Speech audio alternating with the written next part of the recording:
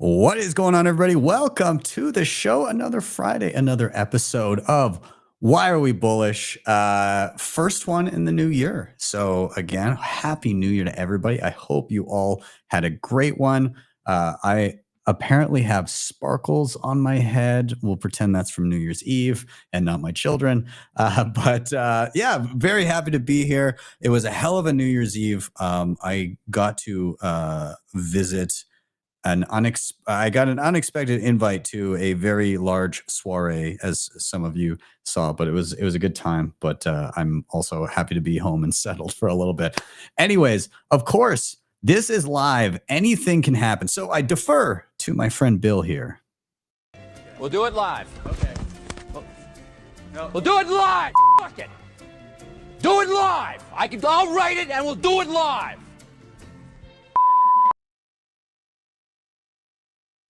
If you have not already, please do like, subscribe, share, all those things. They help a ton getting this content in front of more eyeballs. I'm Ben with the BTC Sessions. This is your daily session.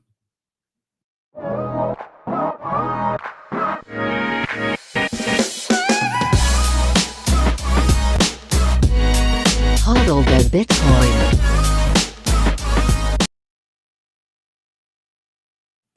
All right, so let's get right to the thick of it. This is Why Are We Bullish? We're going to bring in our panel, two-thirds of them right now, but hopefully we'll be joined by the final third in a moment. But I want to welcome to the stage John from Bitcoin Day and Danny Condon from Blockware. Gentlemen, how are you doing? Doing good, man. Happy New Year. Happy New Year. Everybody. Indeed. We may be joined by another in just a moment. I'll intro when he gets in here. But let's go ahead and give some brief intros for the gentleman on stage. First, John, can you give yourself a quick intro? Who are you? What do you do? Well, I go by 3 or 4 different names and wear that many hats. But right now, I am most focused on the Bitcoin Day event. So I'm the producer of the Bitcoin Day events. And we have Bitcoin Day Naples coming up on January 18th.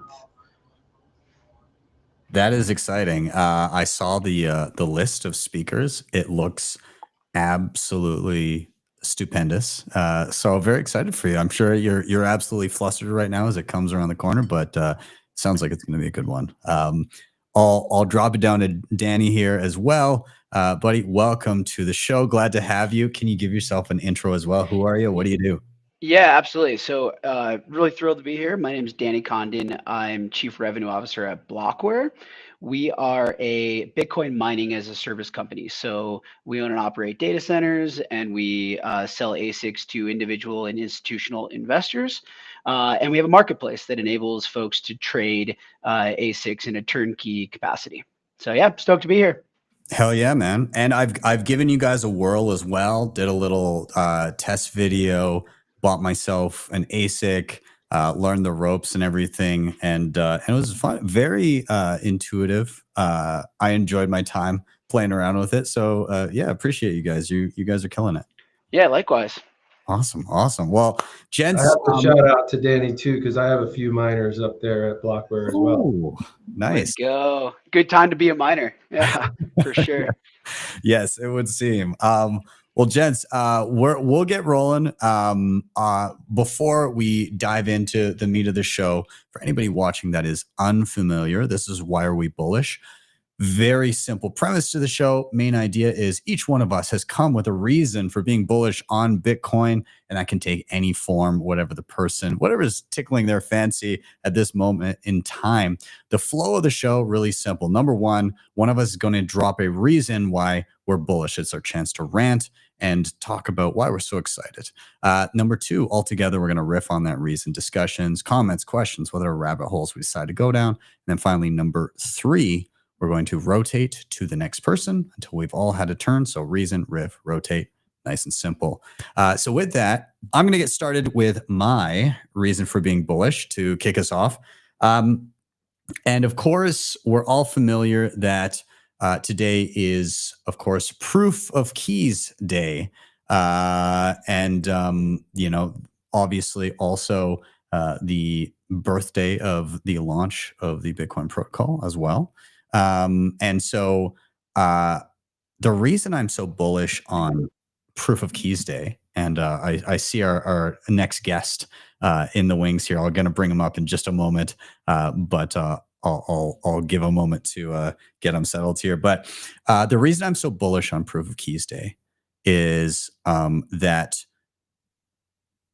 16 years into Bitcoin, the amount of tools and the amount of options that people have and the ability of somebody to self-custody and secure their coins in whatever way tickles their fancy has never been greater. There are so many fantastic options for people to be able to self-custody and become self-sovereign with the tools at their fingertips. And obviously, even 16 years in, it's still early days. We're still building things out. We're still in the process of making them even more streamlined and user-friendly. But the amount of progress that I have seen just over the course of having started this channel and educating people over the past, 8.5 going on 9 years is staggering. Like there's no options really when I started in terms of hardware. It was all very, very lackluster. And now it's like,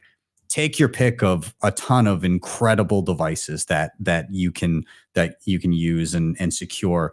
And it can go from the simplest little device, you tap a card to the back of your phone to, I've been around the block. I enjoy things that give me a lot of versatility. So like I'm always rocking my cold card queue. But like the point is the plethora of options out there from beginner to advanced and configurations from, hot wallets to cold wallets to multisig wallets and all of these other options in between is staggering.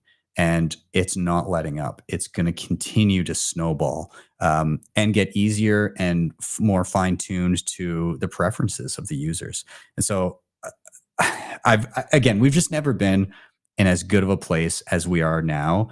And it's only getting better from here. And that's what I've seen in practice. So with that, we'll expand on that in a moment. We'll enjoy the conversation. But I got to bring in our other guest here. Welcome him to a stage and go to a little intro from him as well. Maddie, welcome. How are you, man? How's it going, guys? Pleasure to be here. Your voice is so crispy on that nice mic. It sounds great. Danny, I just got to give you a little compliment on those cabinets you got behind you. Those are really cute. Yeah, I've got a newborn, got some family here. I'm like, where am I going to sit for this one? So I'm in like the Christmas land over here. Thanks, dude. Now, Maddie, I'm a tad jealous because I don't typically have competition for the best hair in the room. You might be in trouble, bro. You might be in trouble. That makes me. I'm feeling a little insecure here, but thank you for joining. Before we dive, you were hearing my topic as you were backstage. Yeah. Okay, cool. So before we dive into that, though, can we give you a quick intro? Who are you? What do you do for anybody unfamiliar? Sure. So I'm the manager at my local 7-Eleven, and I'm just kidding. I'm the CEO of a company called Consensus Protocol. We participate in mining is really our forte. We just recently started some media stuff and, designing some R&D products. So that's my background. Hell yeah, man. Well, welcome to the show. Glad to have you. We already kind of went down the rabbit hole of what the show is, general idea that each one of us has a reason for being bullish in and around Bitcoin. I just dropped mine in and around how good we have it as Bitcoiners or as new Bitcoiners coming in right now, how good they have it with the optionality of how they want to secure their Bitcoin and take ownership of their keys. And so I'm just going to toss it out to the panel at large and whoever wants to dive in first. How do you feel about the state of the ability of one to take ownership of their own keys and their sovereignty and their Bitcoin? I can kick it off with almost like a why to get the pot stirred here. I think if you almost take a step back, it's like how the plethora of custodial options, if you will, makes it really, really simple to adopt Bitcoin and then evolve your custodial journey, right? Because at the end of the day, we're seeing significant Bitcoin price increase. We're talking about bullish catalysts for 2025 and years to come. That all comes from adoption.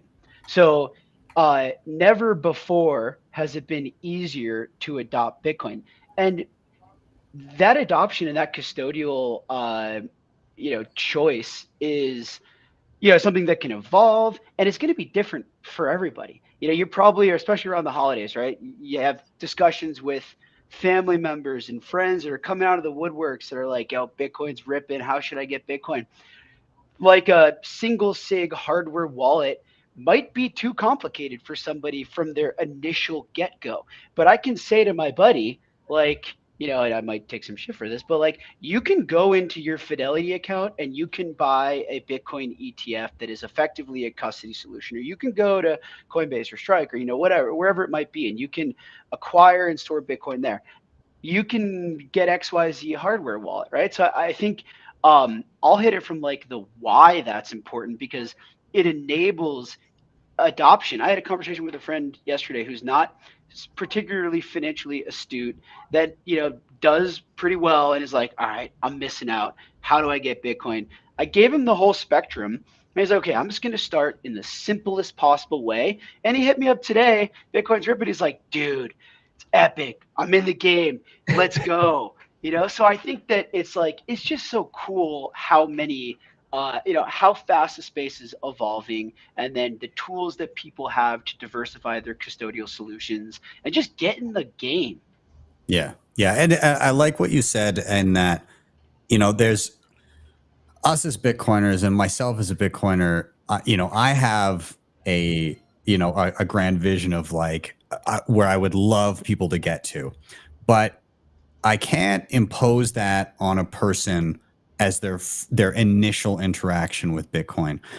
That's just not how education works. Like you're not going to make fun of a kid who's learning the alphabet for not being able to read The Sovereign Individual in its entirety on day one. And you shouldn't at least make fun of an individual for stepping into Bitcoin and going on an exchange and getting a little bit and then being like, okay, what's next?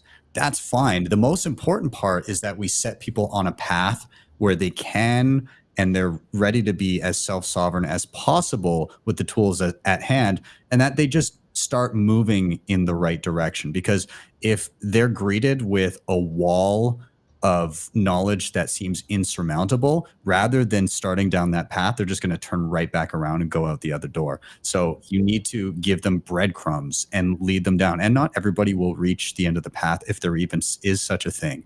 But the further you can lead them down that, the more successful you are. And I think the way you do that is little bits at a time. We didn't all get to where we're at in a single leap.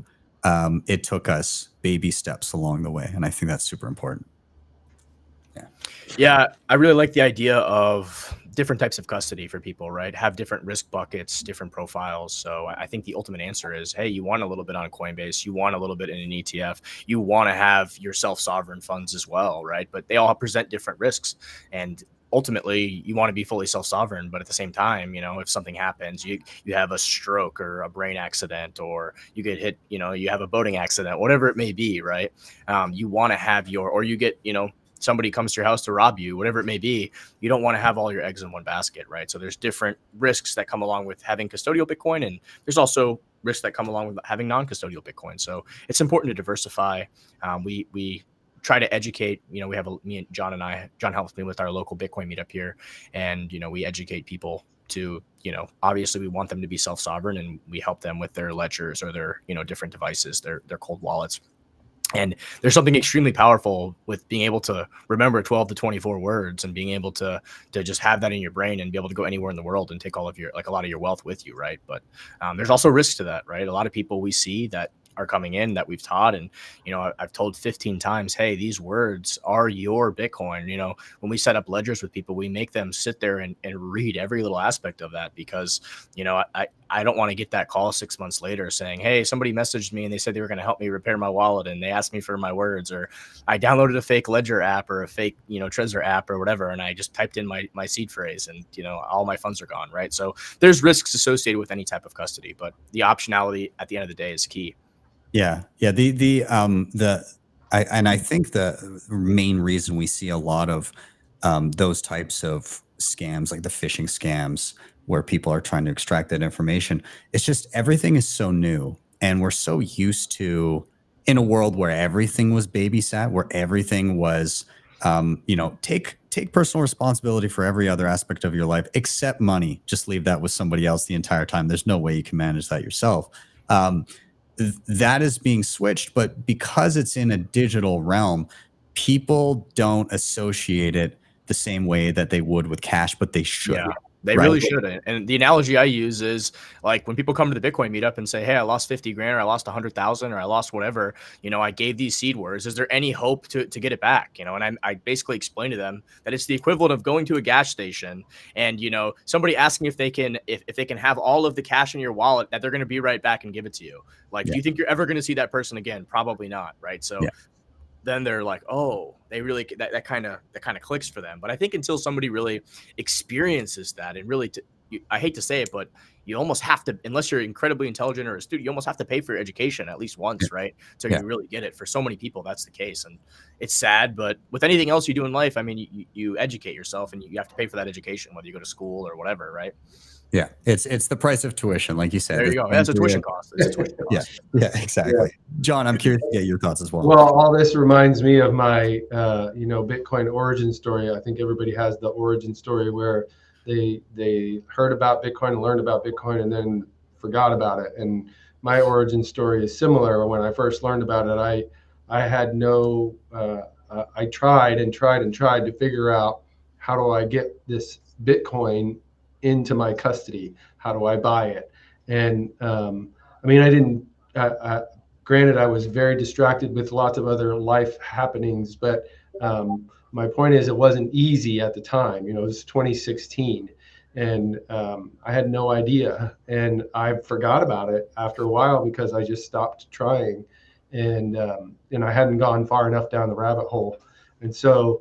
The evolution of the products and services that are available to make that easy for other people to onboard now is, like you said, it's very important. And I think the easier that it gets, the quicker everybody's going to onboard. That's pretty an obvious statement. But I think that, Ben, one thing that I was thinking about when you were ranting there is that, you are the ideal person to rant about this topic, because I know that you built your whole podcast on the demonstration and testing of all these products and services. So shout out to you for that, because I'm sure that you helped a lot of people on board. Like Maddie said, he and I help people through our meetup groups, but I don't think we're reaching nearly as many people as you are. So so thanks for that.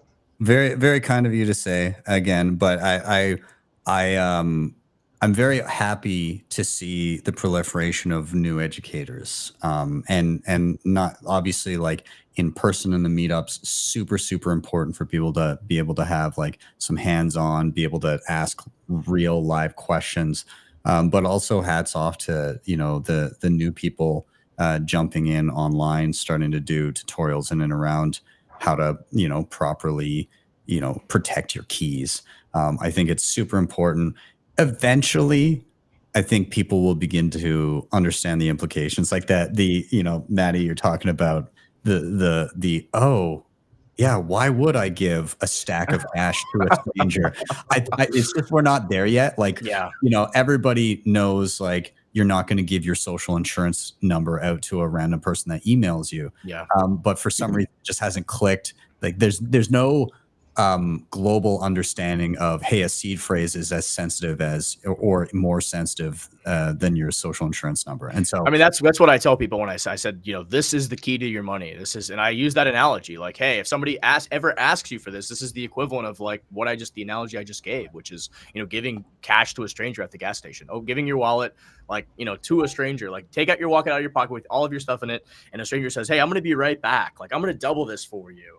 Or, hey, that's another one, like, and I hate to say it, but it's like, I have talked to people who have, like, been scammed by that video we're like, yeah, I sent all my Bitcoin to this address. They said they were going to double it. It's like, well, dude, you just paid for your education. You just learned a valuable lesson.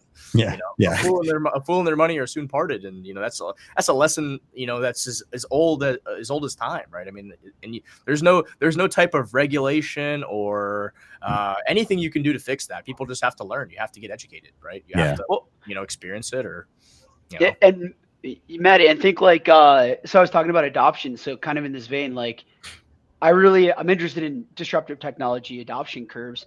You can't adopt something unless you're educated about it. And you can't be educated about something unless you're aware of it. Right. So you can you can extrapolate that to Bitcoin adoption. Like, I'm not going to be educated about Bitcoin if I'm not aware about what Bitcoin is. You got to start somewhere. And that same thing happens in custodial, you know, solution adoption, in my opinion. And then you become aware, right? And then you juxtapose that with like, okay, well, think about when you first heard about Bitcoin, first became aware of it. Everybody kind of goes through the same cycle. Like, all right, number go up. This sounds good. I'm going to go to the casino. Then you start doing some education. And then you're like, you ever met a really educated bearish Bitcoiner? Right. So, I mean, I think these things. Peter Schiff's got to be the closest thing, you know. I hate to rag on the guy, but he has to be. Yeah. I mean, after it's like, dude, it's been 2 decades, and like, when are you gonna admit you're just wrong? Can I show you guys my my favorite piece of art in my room? And no, it's not. It's got to be like a Peter Schiff tweet quote, and then just the price of Bitcoin behind it. It's got to be something like that. It is a framed Peter Schiff tweet. I've had this since 2020. Wow. And so I'm going to recite it to you guys. Of course, the frame is in gold. So this. I hope it's fool's gold because he's a fool. It might be. Now, this has yet to fully pay off, but it's already paid off. Like, there's levels to it. And so, like, it's like a fine wine. It is aging so well.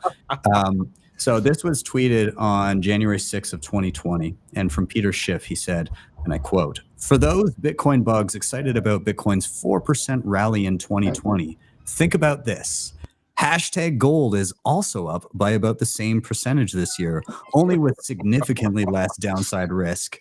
If this is the best rally hashtag Bitcoin can muster, how will it ever hit 50K, let alone $1 million?" Even put a number to it, man. It's just waiting for that future egg. I mean, I just want to know, like, what is it going to take for him to be like, you know what, I was wrong. Like, this actually, like, you know, Never. I don't understand it. It just doesn't make sense to me. It's like, he's more stubborn than my wife, man. I mean, it's crazy. I mean, it's like, dude, you just keep saying the same thing over and over again for years, and like the market just tells you you're fucking wrong over and over and over again. Like, you're literally missing out on the best performing asset in all of human history. Yes, but as long as why? I mean, it's silly. As long as he says it with conviction, people will believe him and follow him and buy his gold. I mean, I think I don't understand it because there's still a use case. There's still a case for gold. I mean, the case for Bitcoin doesn't remove the case for gold, right? Gold has value. It's an industrial metal. It's one of the oldest monies of human history. You know, it still has certain characteristics of money. I mean, you know, gold is still decent. It's still worth having in a portfolio. I mean, you don't have to, you know, rain on someone else's parade or another parade just to sell your parade. It doesn't make sense. It gets him lots of clicks. It gets him lots of attention. Yeah, I mean, that's really at this point. That's right now. Yeah, that's true. That's true. Yeah, it's funny. Well, gents, again, I guess we'll put a bow on this topic. But in general, you know, it's never been, when it comes to the tools that one can use to secure their own coins and become self-sovereign, we've never had it better. It's never been easier. Of course, there's plenty of room to grow and make things simpler and more accessible. But damn, it's a good time to be a Bitcoiner, and it's a good time, if you haven't already, to partake in proof of keys, or at least begin the steps towards learning about self-custody and seeing what tools are out there and available for you.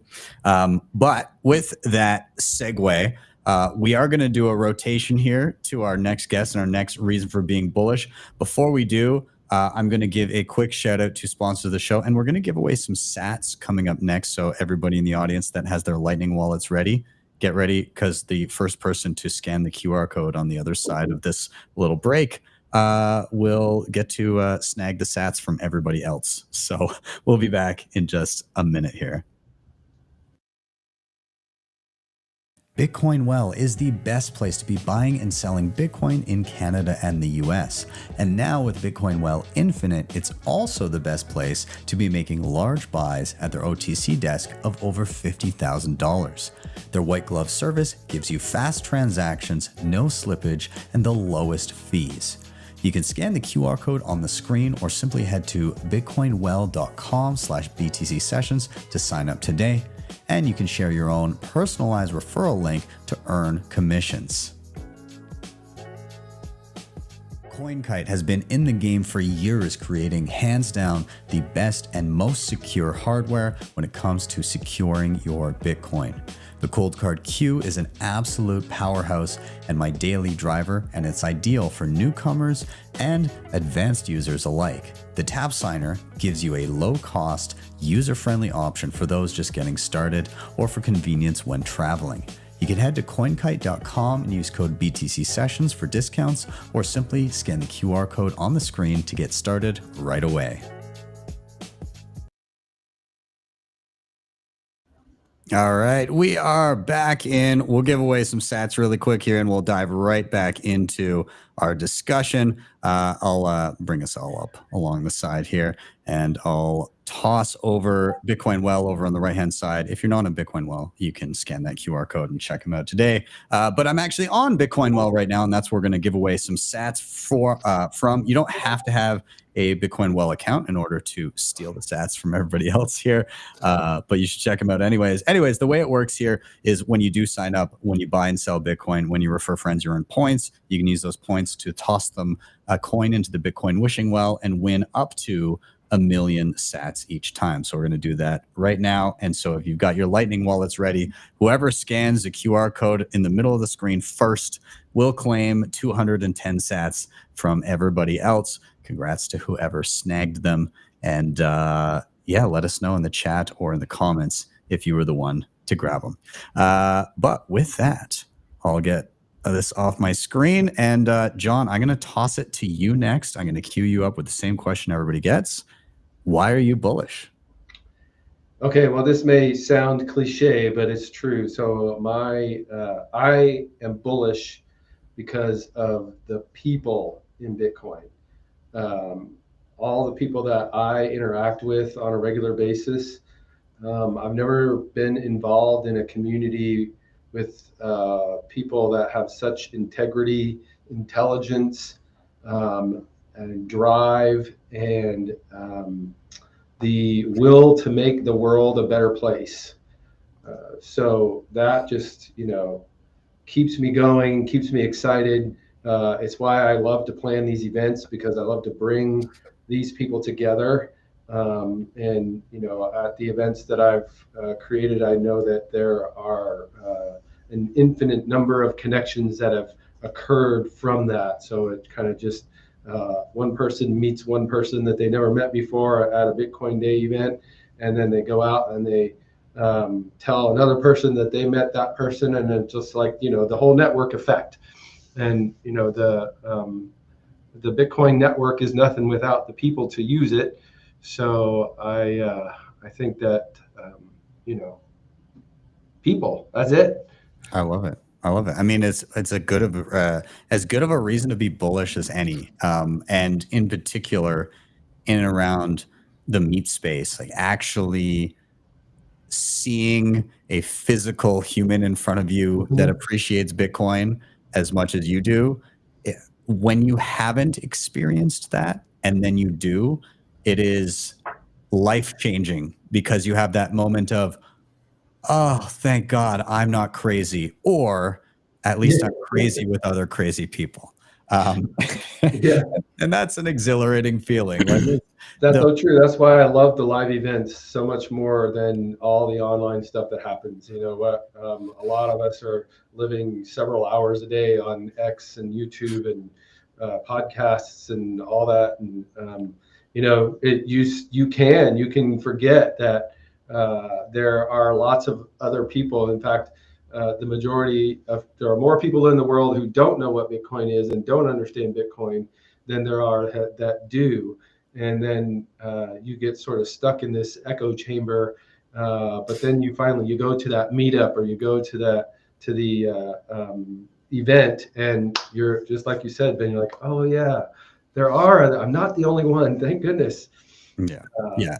It's also, it can be tricky too, because when you're this excited about something, you want to talk about it to the people around you. But let's be honest, like friends and family, they're more comfortable to shut you down.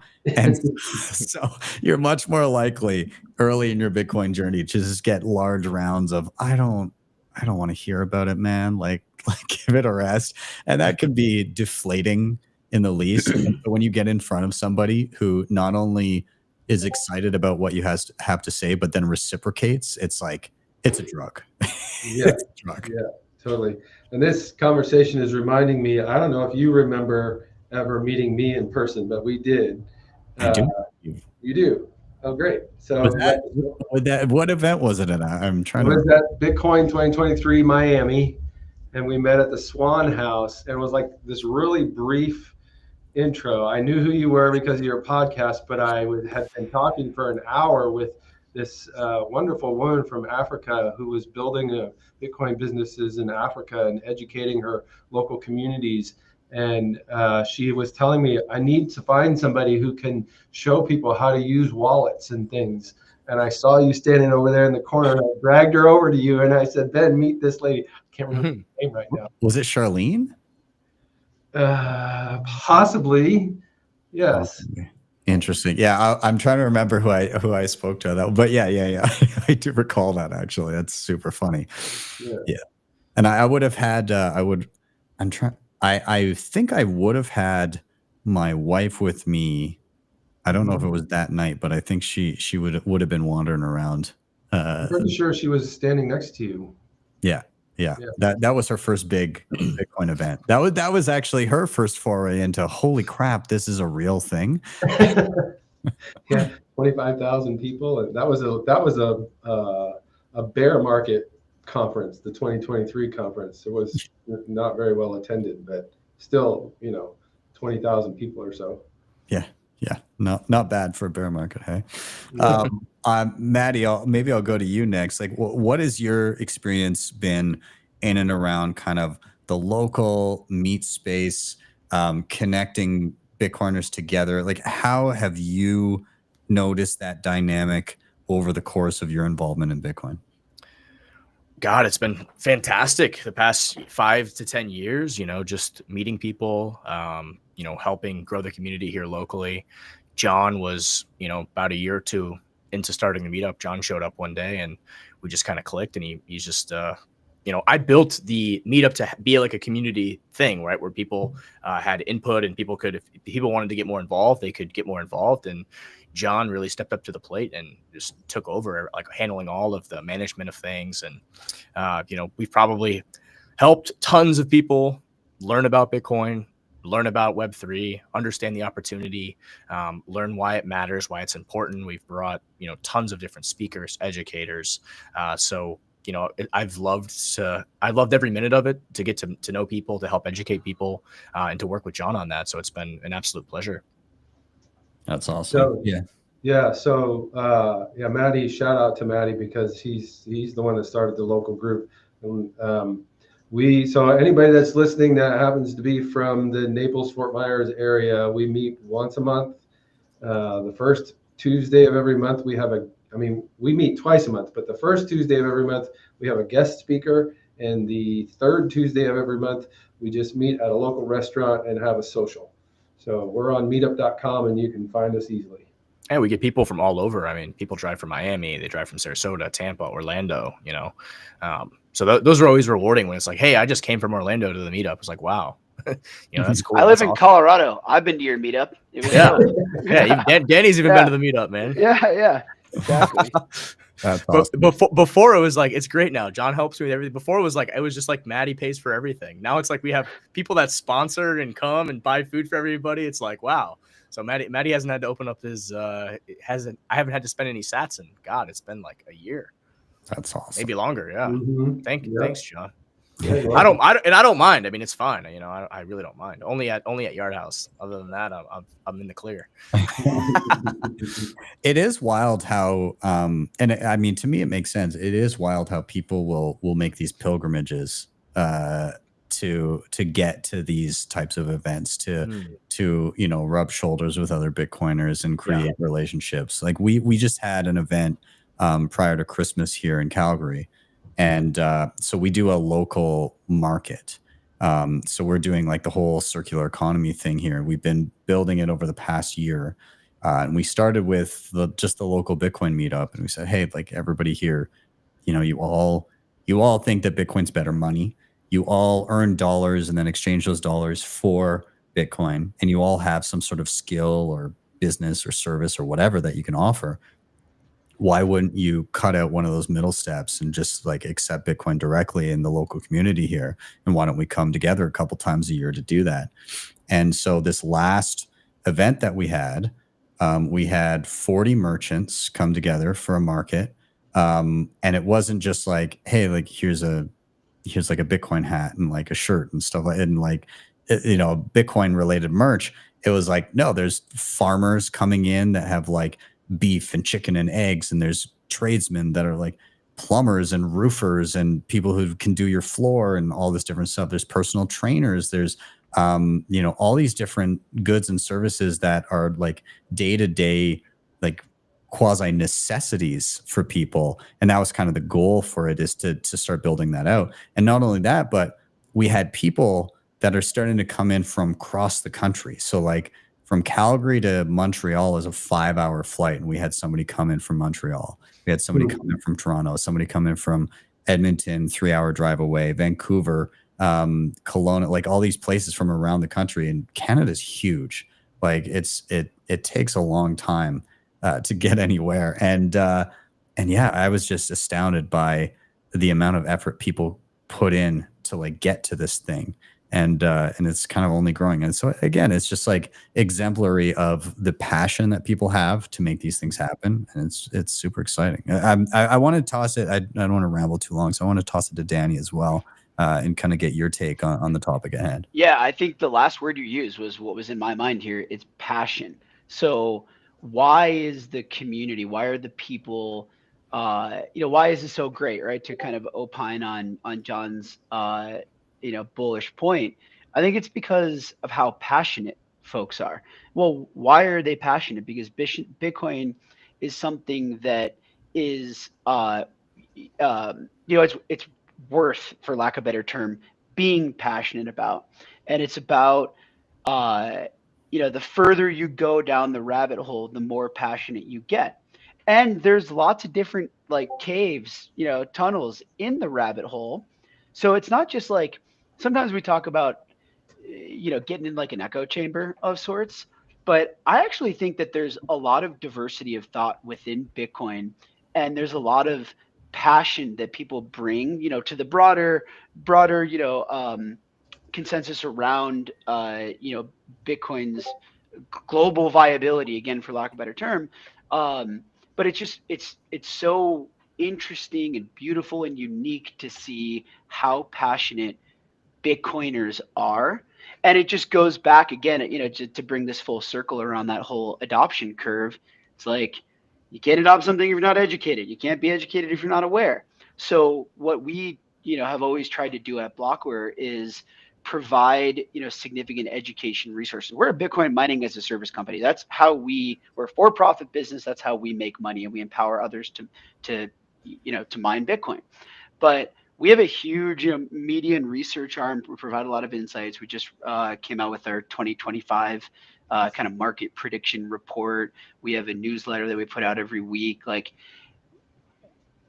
the community just feeds so much quality alpha into the ecosystem that it enables, so much potential to learn and increase that passion, which is just beautiful. And it's compounding, right? So I totally agree. I mean, I think like the people are epic, and that people make a community, and communities are what drive, forward progress. And I think Bitcoiners like very proudly play a part in contributing to the community that they care about, which is really unique and special. Yeah, I love that. George, I saw you in the comments. Welcome to Naples if you're here with family. Our local Bitcoin meetup name is Naples Bitcoin and Blockchain Meetup. Cool. Yes, I did see that, and then I was like, oh, maybe they're not talking about the upcoming event. It's clearly the specific meetup. But yeah, that's awesome. But January 7th. January 7th at the Courtyard by Marriott on 41. Oh, we're going to be at a new location. 7 p.m. Yeah. All right. Cool. We're awesome. upgrading our facility a little. Wow. All right. Nice. Love to hear it. Well, yeah, I mean, I think that, I guess just to kind of put a bow on this one, it's self-evident that Bitcoiners are starved for social interaction and like they crave it, and that great things come of it, right? The fact that there's so many different events and meetups and communities and even like circular economies popping up around the world, and that people are willing to spearhead these things themselves and just take the initiative and have a if not you then who attitude about it, just speaks to, again, the same word I'm going back to, the passion that everybody has for this.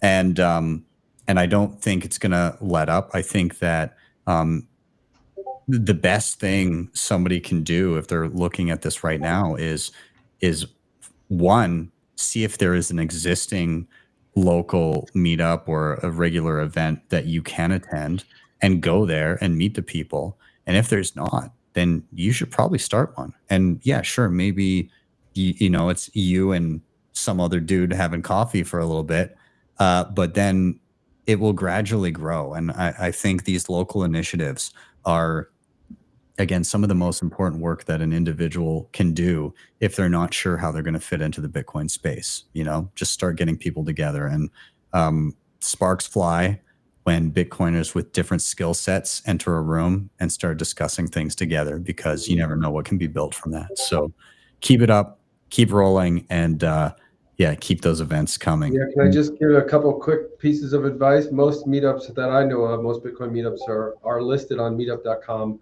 and on Orange Pill app.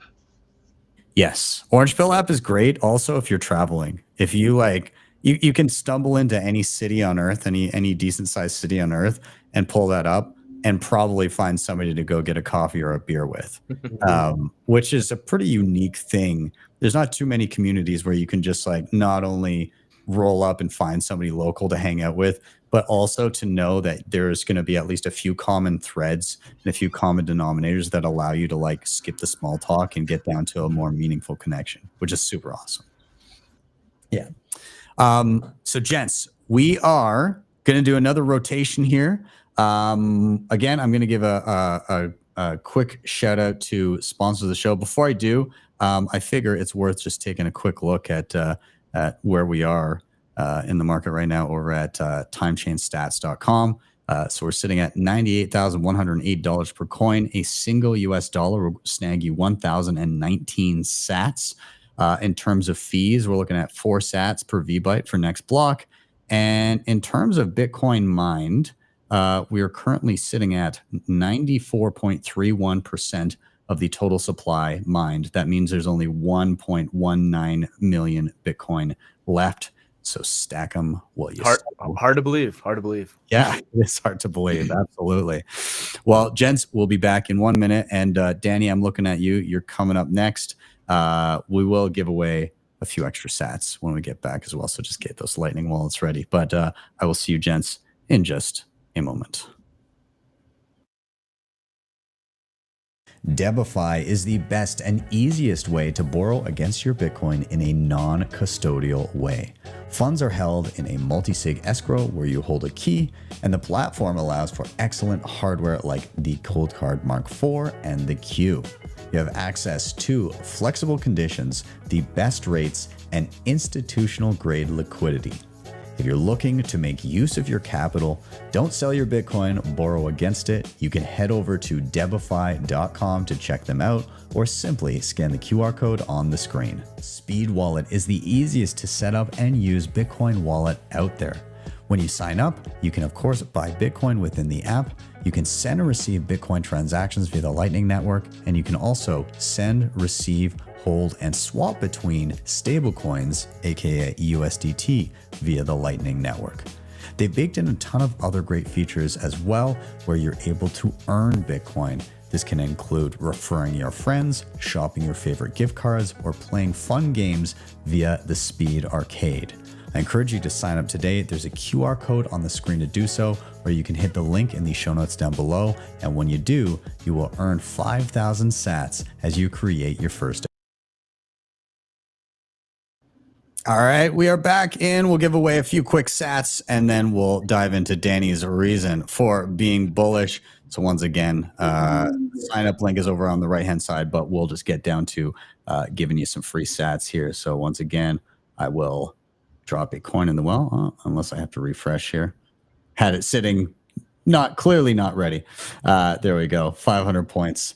Tossing that into the well. Whoever scans it first, the Lightning wallet, will snag 2,100 sats there. So congrats to whoever grabbed that one. You can gloat about it in the comments or in the chat. But with that, let's keep it rolling. And Danny, I'm gonna queue up to you the same question everybody gets. Why are you bullish? For sure. So I'm bullish. Context, I'm a Bitcoin miner. Our company enables folks, individuals, institutions to mine Bitcoin, to get access to the ability to mine Bitcoin themselves.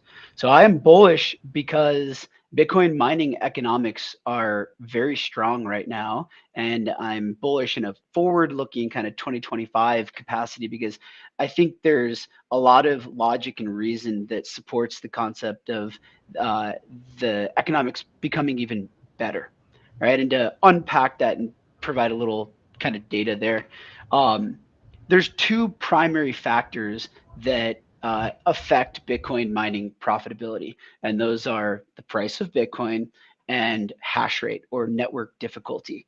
And what we have is the underlying concept is basically the velocity at which those two levers can move, right? So Bitcoin price can move significantly faster than network difficulty can move. And that's because you run into real world limitations around bringing incremental hash rate online, right? I mean, bringing incremental hash rate online, you have to get machines primarily from Asia. You have to build out significant infrastructure. You have to cut, power contracts. And you're also going against the law of like it becomes harder and harder and harder to double, right? A number gets bigger, you double it again, and we're talking about like real world energy constraints.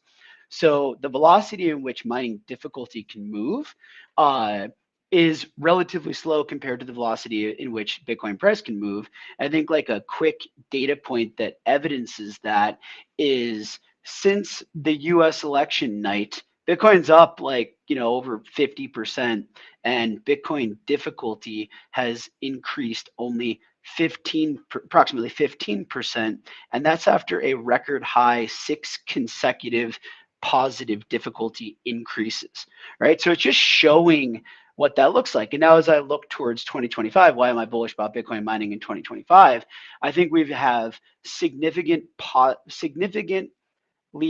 positive catalysts for Bitcoin price appreciation. And just to summarize those, potential nation state adoption or state adoption, institutional adoption, right? Corporate adoption and retail adoption, all flowing in the right direction.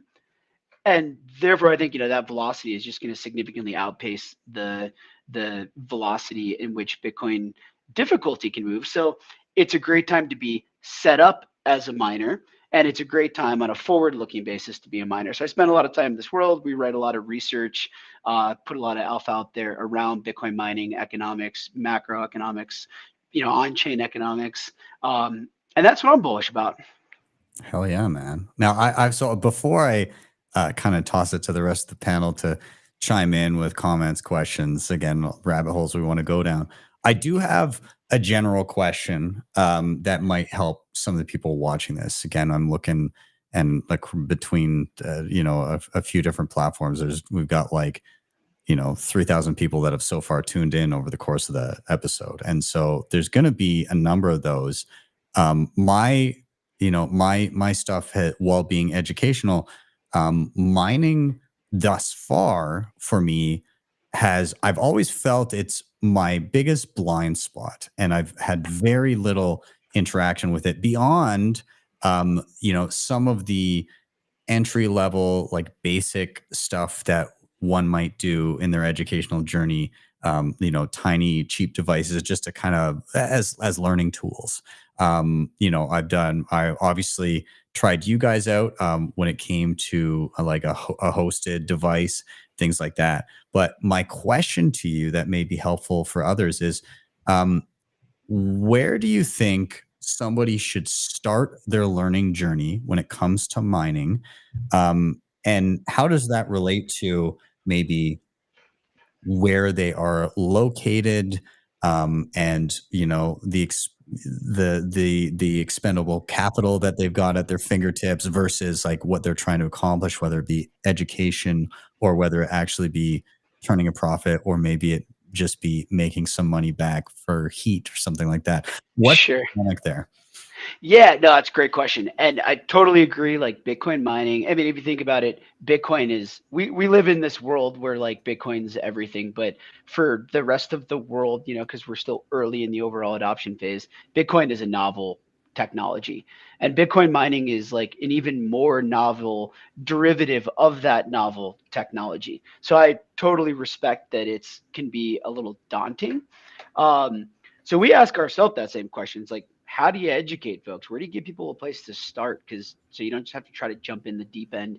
Blockware, we created, it's called Blockware Learn. So you can go to blockwaresolutions.com. You can check out Blockware Learn. It's a module-based, free education course that takes you all the way through a little bit around like kind of what is Bitcoin, so we can put it in context, all the way to the deep end of like how to choose different hardware models, so on and so forth. So as far as looking for a quality resource that you can just start to get educated, I would highly recommend checking that out. Great starting point. Awesome. I like Yeah. that. Yeah, that's a great point. Definitely go to use that resource, and then after you've used that resource, I recommend going on eBay or some website and just buying an older used miner, an S9, something like that, for a couple $100, $100, $200. Sometimes you can find it even cheaper. And then you have that device shipped to you. You actually see, feel, realize, try to plug that device into an outlet, right? A 220 volt outlet, hear that thing scream in your garage or wherever, and get an idea of how to set up a wallet to that. So like, that's kind of like, you're not going to be profitable at your home with that, but you might spend $2 a day in electricity and it might make $1, in Bitcoin to a wallet, right? That's fresh, non-KYC Bitcoin that you're receiving daily, right? And then after that, you can go to Blockware's website and you can go to their marketplace and buy, a new gen, miner, and you can see, I have to pay the last security deposit. Here's what I'm going to pay. Here's the market price. I got to set up a pool, and you kind of learn all these different things, and you realize, this is what it's all like. And then once a month, you got to pay your hosting bill. So you got to send Bitcoin from that wallet to pay that bill, that electricity rate. So you kind of learn all this stuff, and then when you're ready to deploy serious capital, you can call our buddy up here, John. If you have $500,000 or more you want to deploy and you want to have your own company and you want it to be managed by professionals, you hit our boy John up, and then he'll call Danny, and then I'll tell John, I'll say, hey, I know what Danny did in Thailand, and we got some blackmail on him, and then we'll squeeze them. We'll squeeze those prices down on a big order. We'll negotiate. We'll earn the keep that way, right? And we'll deploy for you. And there's tax benefits for buying miners, right? If you do it under an LLC or a business, all that is write off, right? You can still do accelerated depreciation, Section 170, all these different things, right? So there are certain benefits that go beyond just participating in the network, but to mine as a business. Now, it is, you really got to know what you're doing, right? You have to understand economics. You have to understand where you're at in the Bitcoin cycle. You have to understand machine prices and how machines are changing over time. So there is a lot of that information that comes into play. When you have 1 or 2 miners, not such a big deal. But if you're looking to do that at scale, I mean, there's a lot of education that comes along with that, right? Yeah, I'll just shout out real quick. So our whole business is making, it very, very simple to mine Bitcoin, try to provide that education. And then we partner with folks who make it even easier, right? I mean, once you get educated, it is actually like our purpose here is if you want to go mine Bitcoin, build, at scale, build a data center, quit your day job, find cheap power, so on and so forth. Call me in like 3 years and, you're it's gonna not get as not as easy as it sounds. Yeah. So that's why we're around. That's why Blockware exists, to make it very simple. And then we partner with, Maddie and John here to make it even more white glove service, right? Because they're providing a lot of this, real hands-on education, and it becomes like totally hands-off. But I think just like Blockware Learn's a great place to start. You'll get educated, and then hit one of us up, right? I mean, we love jamming about this stuff, and even if it doesn't go anywhere, it's a great. It's really empowering and fulfilling to have conversations and educating folks about a super critical, part of the network. Yeah, I'll let John chime in too. Well, so I have a question for these two guys. Somebody in the comments was talking about a BitAxe tutorial.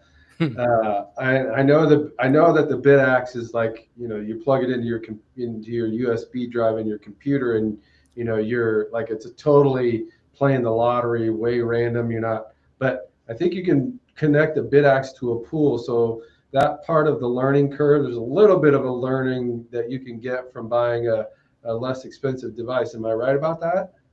Yeah, no, absolutely. You can absolutely fiddle around with that and play with it. And it's a cool little kind of niche toy / product, and little lottery ticket, if you may. Maybe, once every 5 million years, you'll hit a block of Bitcoin. Yeah. Sadly, we're not here for 5 million years. So you're just playing the lottery, right?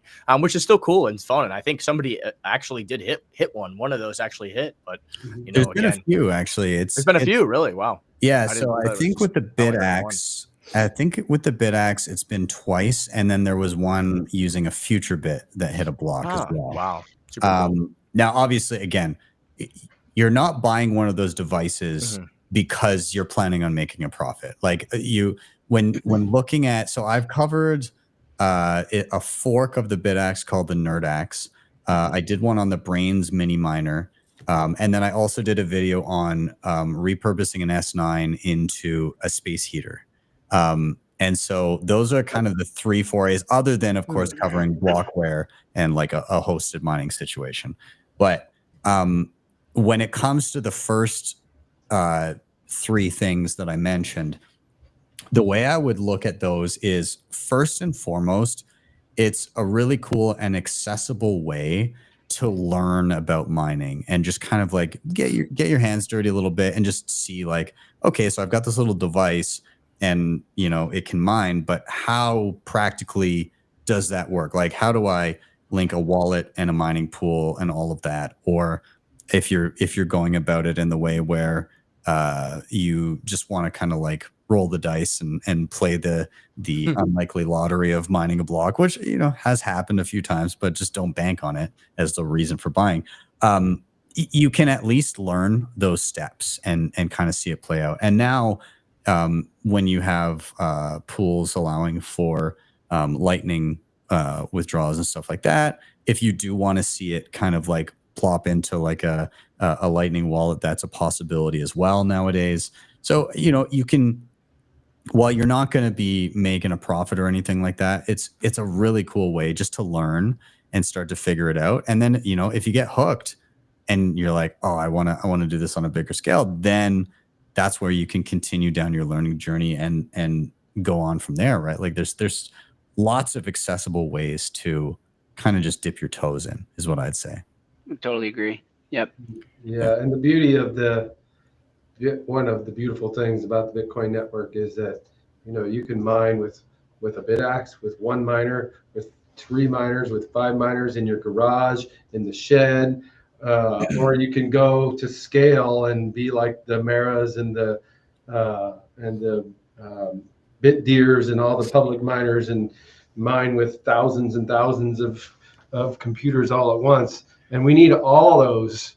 The Bitcoin network needs all of those different types of mining operations to help secure the network and prevent there from being a single point of failure. So your question was kind of really a big question, like how do you learn about Bitcoin mining? Because what kind of Bitcoin mining do you want to do is the first question, and then how do you learn about that? Now the starters that these guys gave are great, and I learned by the same way that you did, Ben, by getting my own personal miner at Blockware, and I learned how to watch that and how to understand that, and then I was fortunate enough to have the opportunity to come and work with Maddie at this curated mining business, and I'm learning a hell of a lot more than I learned just mining my own hosted. Yeah, I mean, using my own hosted. There's a lot of hands-on stuff, and you just got to learn by doing. And there's all these little areas, and being in the underground groups and having all the connections and the networks, and it's something you have to build over time. And it just it's still a very novel, Wild West cutting edge of technology. I mean, you're in the cutting edge of the cutting edge, right? I mean, it's cool. I see Bitcoin Kendall, her comment up there. Setting up an S9 with me was how my 70-year-old mom finally understood mining. Yeah, I mean, when you're hands on and you really hear that thing and the power of it, and you feel that power and you hear that noise and you're like, oh wow, I'm trading electricity. I'm adding a cost of production to produce an asset. I mean, I think there's just something powerful about that actual hands-on experience, which is why I mentioned it. How bullish is it that a 70-year-old mom set that's up awesome. That's amazing. Okay, that is epic. And I'll even kind of extrapolate on that is, so that's how your 70-year-old mom understood mining. When you understand mining, and especially at that granular of a level of seeing one of these machines crank, as Maddie, Deb is her name. Shout out Deb. Shout out Deb, the homie. Right? Your appreciation for the network that is Bitcoin rises significantly, because you're Bitcoin's backed by nothing. Go to a Bitcoin mining facility. Go to Kendall's mom's house, Deb's house, and go check out this S9. You're gonna be like, Kendall, you're about to have a bunch of nerds showing up at your mom's house. People can find it by the noise. And there's 800 exahash. So that S9, for context, is 9 terahash.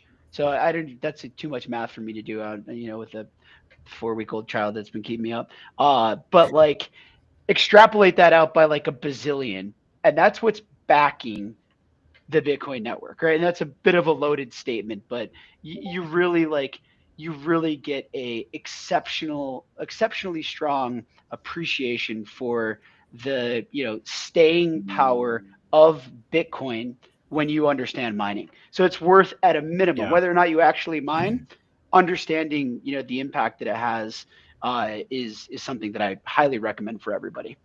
Yeah, I agree. What else we got here? We got Art. Is that instead of the word croissant, he had. So I can wrap this up in a nice bow for you. I can wrap it up because one of the best ways to learn Bitcoin mining is go to your local meetup and keep going there, and eventually you'll either listen to a speaker that is an expert in mining, or you'll meet somebody else there that's mining, and you can learn from them. So what do you mean? Art ass on it? Is it ass on it, or is it a song? A song, sure. I believe. Yeah. A song. All right. Yeah. BitAxes are also an intentional attack vector on the centralization of mining hardware and software. You might have to unpack that a little bit more. What you mean? So he's referring to the fact that a lot of the Bitcoin mining hardware and software is closed source. So when you're dealing with Bitmain, they continue to kind of close things off a little bit more, to the point where, if I'm not mistaken, a lot of the new machines firmware is now much more difficult to change. And BitAxe is, while small, obviously, the whole idea behind the project is, hey, we're going to open source everything from the hardware to the firmware and all of that, so that at least there's a framework through which people can begin to build miners that are fully open source. Because it's kind of like we're so used to demanding open source of hardware, of software, of all this other stuff when it comes to custody.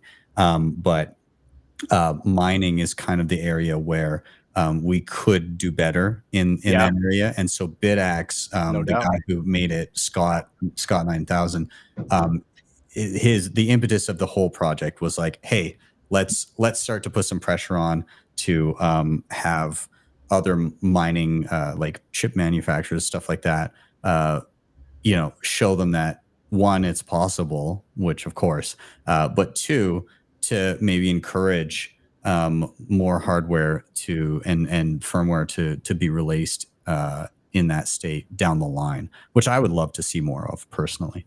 I totally agree. I live in this world, Same and here. so does Same Maddie, here. and John's like getting in real fast. Completely agree. And again, incremental adoption, and potentially, like not making it concentrated in basically one country that produces most of this stuff, is going to push us forward there. We're so early, right? We always got to like pinch ourselves. We're so early. If the pie gets big enough, it diversifies and different nations start to, come into the play. And it's just, I think we're moving in that direction, but I totally agree that it needs work. I love the attention that's being called to it. I think is the big takeaway. Yeah. So we have 3 people that are involved in the chip manufacturing coming to Bitcoin Day Naples. One of our sponsors is Scout Energy, and they have 2 representatives coming to talk about their innovations in ASICs. And then Jackie Price, one of our speakers, is also a consultant for a chip manufacturer, a US-based chip manufacturer. So if you want to learn more about that, come to Bitcoin Day Naples.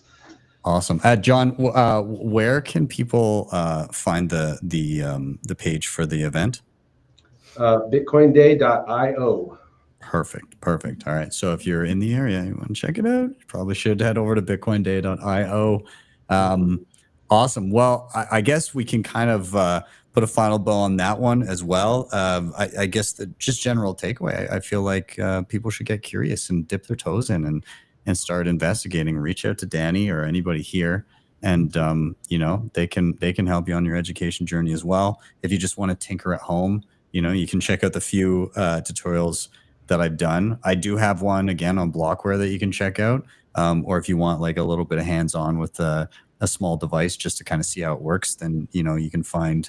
I did NerdAxe, I did an S9 space heater, and I did the Brains mini miner, and those are all like weekend projects where you can just kind of play around and you're not going to be making any sats out of that, but unless you hit the lottery, but you can at least. I mean, I'd rather play the lottery with a Bitcoin S9 than a BitAxe personally. Just that's fair, and you get some heat out of it too. So it's kind of like you get a little bit of reimbursement on your electricity there at the very least because you're repurposing the heat. So yeah. Anyways, with that, stay curious. Keep diving in, and again, all these gentlemen, their handles are in the show notes, and you can reach out to them and ask some questions as well. So, gents, with that, we're going to do our final rotation.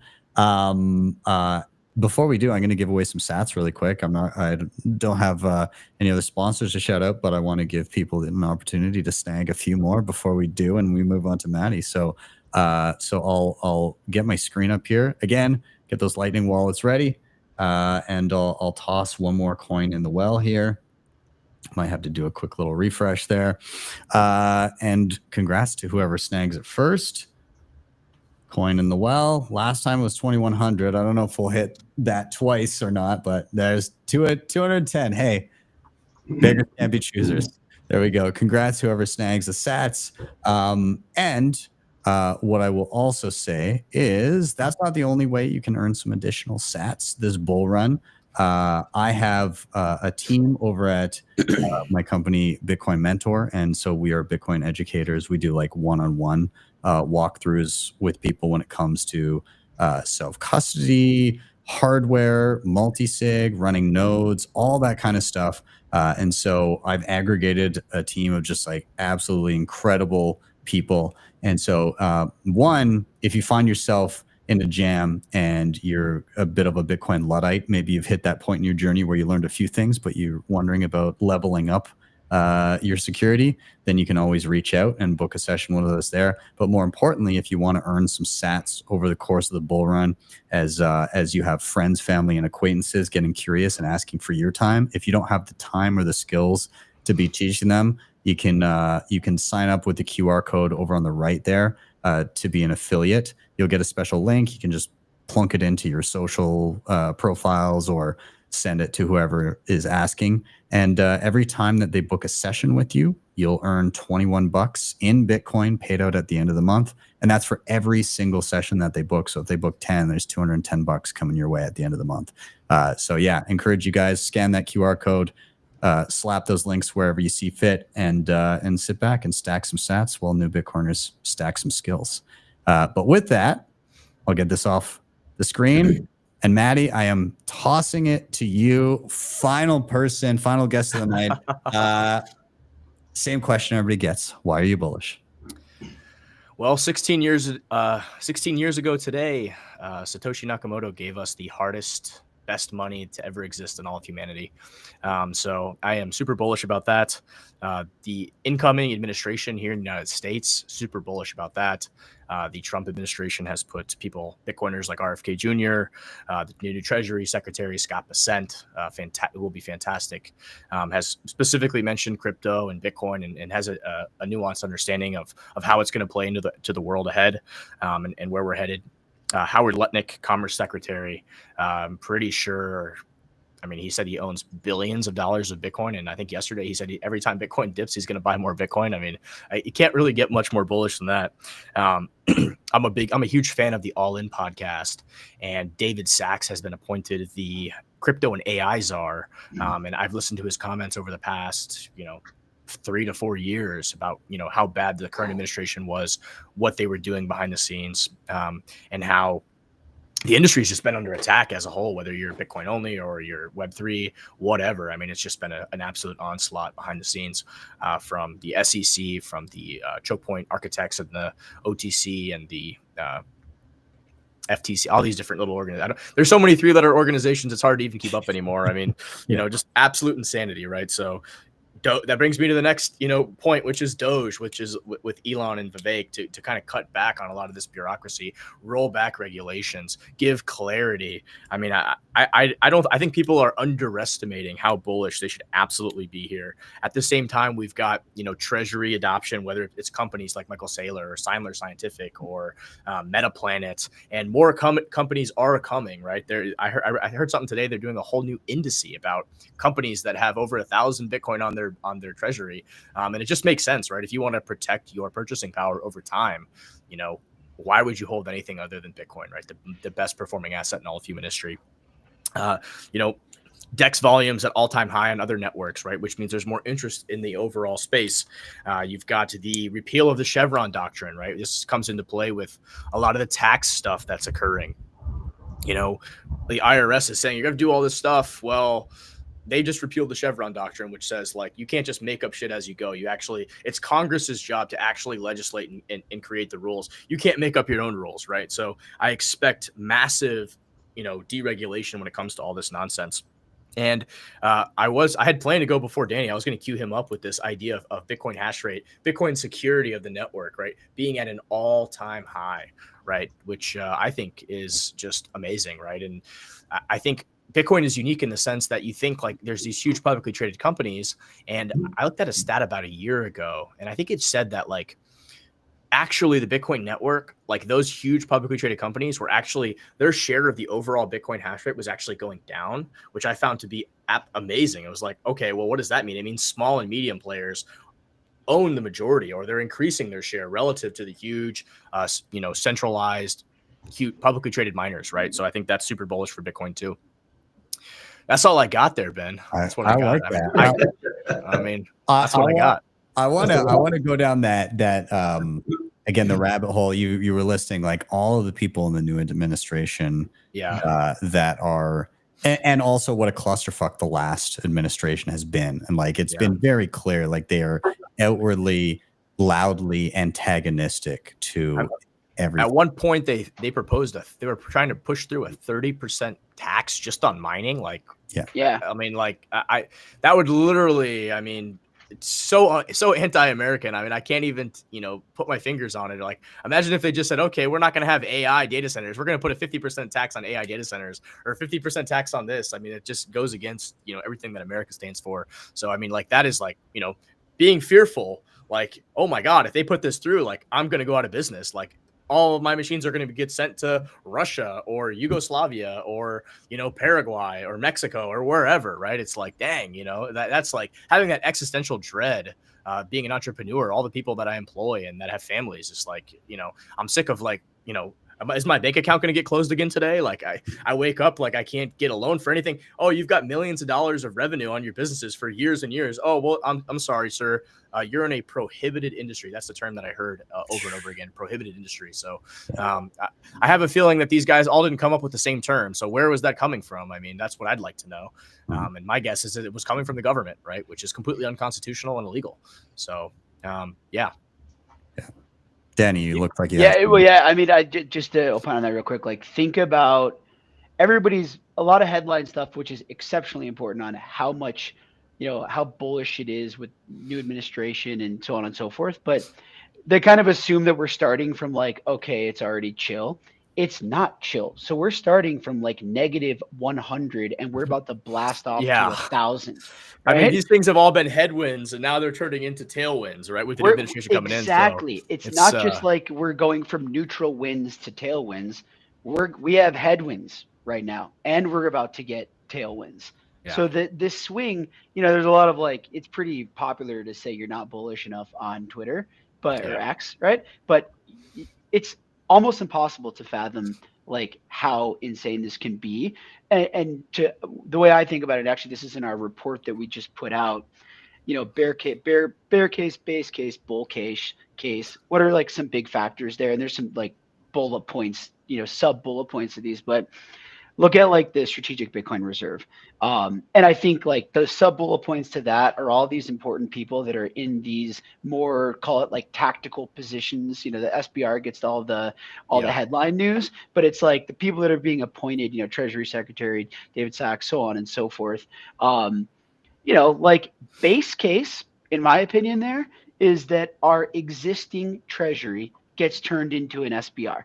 Donald Trump does not like to go out and say stuff and then not be able to make it happen. We're talking about an insanely, frankly, kind of ego-driven dude that is not going to like allow himself to be wrong. So the simplest way for that to happen is, and I think is the base case, is just converting in, our existing treasure, our existing held Bitcoin, in the United States into the SBR, and you can say I got an SBR. Right? That's the base case. That's the base case. The bull case is that we just accumulate like crazy, and you can't even fathom the second and third and fourth order effects. I'm going to take the over on that. A lot of people disagree and think that, it's not going to be that easy. But my inside sources within the government have told me that the votes exist. So I'm hearing that from a couple different sources of people that I talk to that are plugged in politically, and the votes exist to pass some form of SBR that doesn't just include the seized coins. So I agree. I think there's going to be some SBR, that is going to be actively purchasing on the market or converting some other strategic reserve asset to Bitcoin, a portion of that. So I think that is in play. And I think, honestly, it would be a disservice to America to not have the best performing asset in all of human history, the hardest money to ever exist, as part of its treasury, right? It has all this other stuff, oil, gold. I mean, it just doesn't make sense. I mean, it would be a disservice. And whatever country does it first, that really starts ramping up, whatever big country, I mean, all of the game theory is going to play out, right? If China has, a Bitcoin strategic reserve, the U.S. will damn sure have it, and vice versa. If Russia has one, the U.S. will have it, and vice versa, right? So if Apple has it, Google has it. I'm going way out there, like on that curve. That's another lever, is just corporate adoption. We're talking about, companies of all sizes. Obviously, MicroStrategy gets a lot of headline because they're doing pretty, incredible adoption. I really think nation states, I mean, I think, and I posted this on X a while ago, it was like, I think nation states are really going to help the world understand this idea of absolute scarcity, like what absolute scarcity really means, right? Yeah. I mean, it's again, There's no issuing new shares. There's no printing more. And I Yeah. think most people just don't understand that, because that's just, the grift exists in so many different areas of life, whether it's a stock issuing more shares, or whether it's, governments printing more money, Yeah. Diversity doesn't occur in nature, so it had to be engineered by humans, and that's what makes it so. But even in nature, gold so is like the hardest difficult money to ever create. exist. Yeah. And gold still can be found in nature, right? I mean, it's not absolutely scarce. Elon will probably have a bunch of Optimus robots up mining an asteroid in about 10 years. So, the supply of that could be inflated. The beautiful thing about this, and I'm like, number one, I'm not keen on the idea of governments being able to print fiat and buy Bitcoin with it. Like, obviously there's an unfair advantage there, but what I am keen on is the game theory that plays out afterwards, where, like you said, the US gets a strategic reserve, Russia's next, China's next, or vice versa.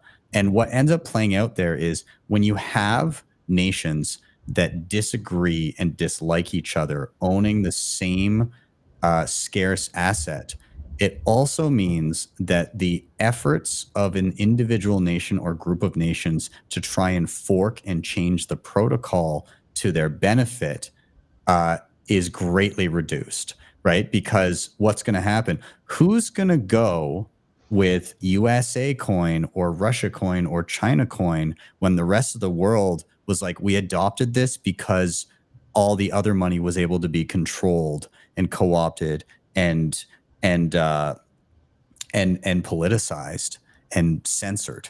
We adopted this to get away from that. Who's going to go to the new fork of the censored coin? Like, none of the world, other than the one nation that has an interest in doing it. So, like, as soon as this kicks off, my bullishness on the protocol actually being even more difficult to screw with goes through the roof, which it seems counterintuitive. Oh, governments. But again, like, the main point here being is that the world's nations very seldom agree on anything. And so that's our strength here. And that's awesome. Yeah. So Well said. Yeah, well said. I would summarize it by saying that the game theory of nation state adoption encourages collaboration, cooperation, and peace between nations. Yes, absolutely. It's the incentives are there to work with your neighbor rather than trying to coerce them into doing something they don't want to, or to attack them. It doesn't fix everything, but it aligns this incentives in a way that should reduce that type of behavior at the very least. Mm-hmm. Yeah. What I'll do here is, if anybody has anything that they want to tag onto this topic before I segue into kind of our final thoughts here, feel free. Otherwise, I'll dive into that. So, does anybody have anything else they wanted to add here, or are we good to put a bow? Great piece to read if you really want to go down that rabbit hole of kind of what you started, is Bitcoin as a Trojan Horse for Freedom by Alex Gladstein. Fantastic article. One of my favorite of all time. And you can read it in about 5-10 minutes, and it's well worth every minute of that read. Yeah, 100%. Gladstein is very articulate and awesome. And again, happy to have him as a mentor of mine and work alongside the HRF in various capacities, which is they just do such good work. But yeah, highly recommend. Well, gents, we'll put a bow on that one, but we're going to start rounding out here. And the way I usually like to finish up an episode is to do just a quick round of, if you have a final thought, throw it in there. But more importantly, a recommendation that you might have for people watching. And this can come in any form. Maybe there's a piece of content you want them to check out. Maybe there's a device or an app or something that you think is cool that people should check out. Maybe there's just a piece of general advice you wish you'd had when you started your Bitcoin journey that you could impart on people, a movie, a podcast, whatever it may be, but something you'd like to direct people towards that you think could be useful for them in their Bitcoin journey. And So my recommendation is going to kind of piggyback on this the political talk that we were just on, and so I guess what I'll say to kind of frame it up is friendly politicians when it comes to Bitcoin are nice to have. It's a nice thing. I can't complain when we have an actively hostile administration on the way out and we've got a much more favorable one on the way in. But also, try not to treat that as, okay, great, we're in the clear.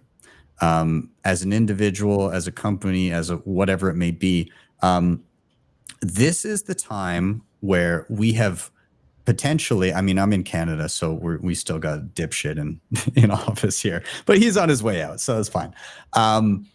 Either way, when a favorable politician happens to gain office, then treat that as the gift of time.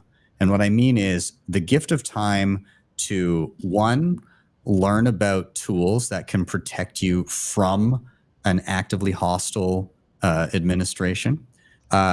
Two, to build out your local community, to lean on other Bitcoiners and build those relationships so that you're resilient together as a group.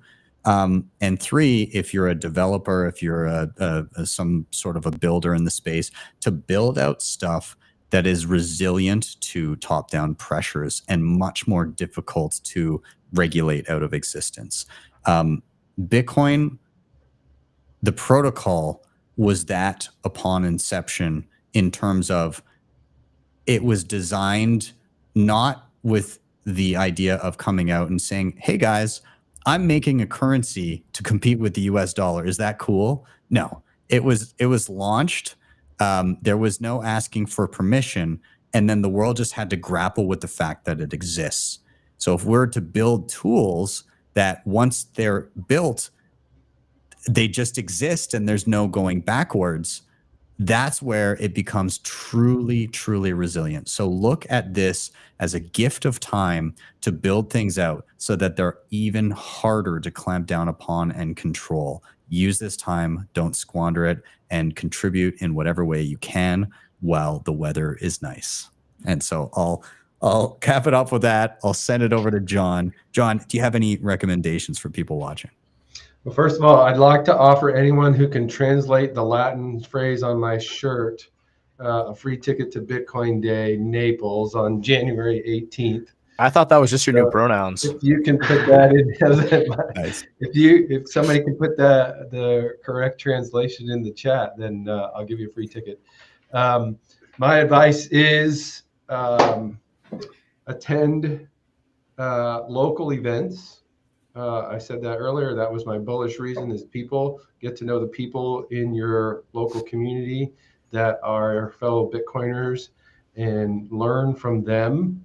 There's so many people out there that are doing so many interesting things, and everyone learns from each other, even if it's, hey, I bought this ledger yesterday and I'm not sure how to hook it up, and a person next to you says, oh, I got mine hooked up 2 days ago. I can show you because it's fresh in my mind, right? So those kind of connections are really important, and that's what our Bitcoin Day events are all about, is making those connections, and our meetups are all about is making those connections. So get out there and meet people. Hell yeah. Awesome. We'll toss it down to Danny as well. Any recommendations for people? Yeah, I'm going to go like kind of content route on this. I mean, we talked about mining a bit. So, and to your point, Ben, earlier, I think is spot on. Like, I think probably most Bitcoiners, which is a small fraction of most humans, don't really know like anything or much about mining. So I'd kind of encourage you to just learn. And I'd encourage you to go to blockwaresolutions.com. And you can hit right on the top, you click on learn. Very simple modular based learning, taking you from understanding Bitcoin and mining as like the basic chapter 1, all the way to how to use our marketplace, right? And I think that's a great resource. That's like a little bit of a journey, but you're talking about maybe a couple hours right? Where you can get really educated. And then kind of a more micro quick hit. We just put out our 2025 kind of market, review prediction type thing. Yep, there you go. That's our Blockware Learn right there. But I'd say, and this is pinned on our Twitter. So if you go to Blockware Team on Twitter, you can get a link to download our report that gives kind of what we see from like a macroeconomic perspective, what we see as, going on in the Bitcoin world. We actually do make price predictions, but we try to base them with bear, base, and bull and logic to support those. Give that a read. It's like 10 minutes, and I think it's insightful. And then give us feedback, right? Because to one of the earlier points, the community and the people are so strong. Feedback is what empowers this to continue to compound in our, collective ability to provide alpha for each other. And this is like the first community run, individual people run community that at this scale ever. So let's, help each other out. That's great, man. Also, I love the bear case 150. Nice. Yeah, right. I will say I'm gonna like kind of just tip, and I'm our intelligence team does, puts these together. They're brilliant. Yeah. We've nailed the last 2 years, right? So I'm not one to like walk around patting ourselves on the back, but like we were right the last 2 years. So get on reading. They do fantastic research, and it's such a great read. And when I have the time, I read the whole thing. And when I don't have the time, I copy pasta it into woke GPT, and then I just say, give me the main hitters out of this, and make it 3 paragraphs, and then I get that. So. Does it tell you that you're boiling the oceans? No, it's just all their data, right? And they've got a great team, and they do a really good job with it. Yeah. Awesome. Maddie, I'm tossing it to you next. I'll keep it with you. Recommendations for the audience. Okay. Something I tell everybody that comes to our meetup, right, is like, what do I buy? What do I do? What do I do this? And I'm trading, and this coin of a dog, and this, that, and the other.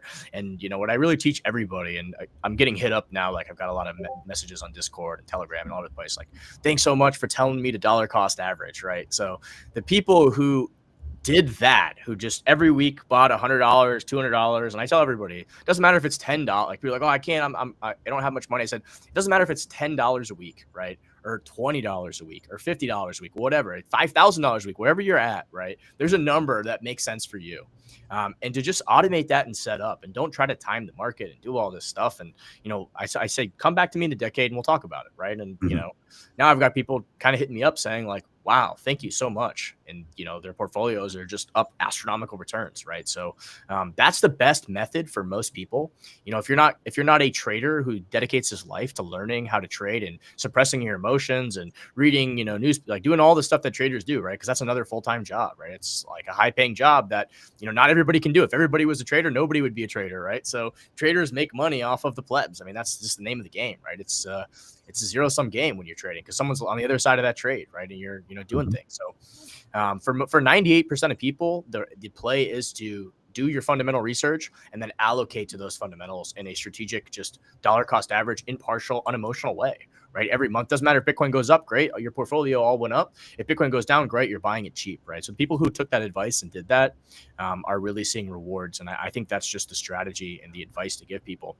Yeah. And the only other bit of advice I have is if you're interested in learning more about Bitcoin, recently we rolled out our Cypherpunk podcast, and we are my first guest was the author of the Genesis book, and he's the chief editor of Bitcoin Magazine, Aaron Van Weerdum. Fantastic dude, and he wrote a fantastic book. And if you have 10 to 20 hours to kill over the course of a week or two, and you really want to understand the people, the projects, the Genesis, I mean, a lot of people think Bitcoin just came out of thin air, right? Just appeared, right? Well, it was built on the back of 30, 40, 50, 60 years of, economics, and or 100 years of, Austrian economics, and, Friedrich Hayek and Ludwig von Mises, and different philosophers, and game theory, and cryptographers, and researchers, and libertarians, and the cypherpunks, right? Really, the cypherpunks. So to kind of close it out, if you're interested in learning about all that and really unpacking and understanding things, and I think it's a great listen. And to close out on Ben's final point, where he kind of said, like, it doesn't matter what the economic it doesn't matter who's in power, like politicians, right? Bitcoin. I believe that Bitcoin is going to win no matter what, right? I mean, it just helps to have people that are in positions of power helping us along the way, right? And helping themselves and helping everybody else, helping society. Because if Bitcoin wins, society wins, everybody wins, right? People, have a way to push back on corruption and to, protect their purchasing power over time. So I think that, it's much better to have a friendly administration or a friendly government in power, but it's by no means a prerequisite, right? So I want to take the next message of the cypherpunks, which is really cypherpunks write code and the cypherpunk manifesto, and this idea of like, hey, we don't need to engage with what's happening in the world. We're just going to write code, and that code is law, and that's that. Well, I think that's amazing. But I also think, later on, there were some cypherpunks that came along and they decided to, hey, let's also push for what we want in the real world too, right? We're going to attack inside the system, but also let's attack outside the system. And I strongly believe that we should attack whether, I believe Bitcoin's inevitable regardless, but let's make that transition happen faster. Let's get more people orange pilled, whether they're government or whoever. Let's bring everybody along, right? Bitcoin is money for your enemies. It's money for everybody, right? Friends and enemies alike. So that's kind of my message. 100%. I love it. Well, gentlemen, excellent spot to put a cap on the end of the episode. I really, really enjoyed having you all here. I felt the conversation was fantastic. Tip of the hat to everybody that joined the show between X, Rumble, Nostr, and of course YouTube. We had looks like in the realm of around 4,900 people over the course of the episode tune in, and a number of people over on the YouTube chat over on the right there that we've been watching. So thank you all for being a part. And gentlemen, for you guys that were on the show yourselves, really appreciate the conversation. Please, everybody, go give them a follow. They're in the show notes down below. And I appreciate it, guys. Thanks so much. Happy New Year. And you're all welcome back anytime. Happy New Year to everybody. Thanks so much. Likewise. Thanks for having us on. Awesome jam, guys. Awesome. Thanks, guys. We'll see you later. Thanks.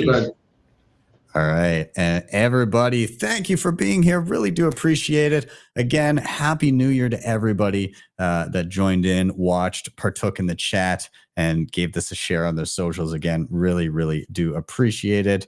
If you want to help the show, of course, like, sub, share, all those things help a ton. You can hit up the previously mentioned sponsors in the show notes down below. And of course, again, if you want to earn some additional sats through the bull run, and also help people level up their Bitcoin skills when it comes to self-custody, whether it be hot wallets, cold wallets, multisig, running a node, lightning, all that kind of stuff. You can become an affiliate over at Bitcoin Mentor. Just scan that QR code on the screen. You'll get your own special link. You can put them in your social profiles, share them to whoever asks you about Bitcoin and wants to learn. And every time somebody books a session through your link, you will be rewarded with $21 worth of Bitcoin to be paid out at the end of each month. So yeah, you can stack some sats while new Bitcoiners are stacking their skills. And with that, I'm out. Have yourselves a wonderful day or evening, wherever you may be. See you guys next time for your daily session.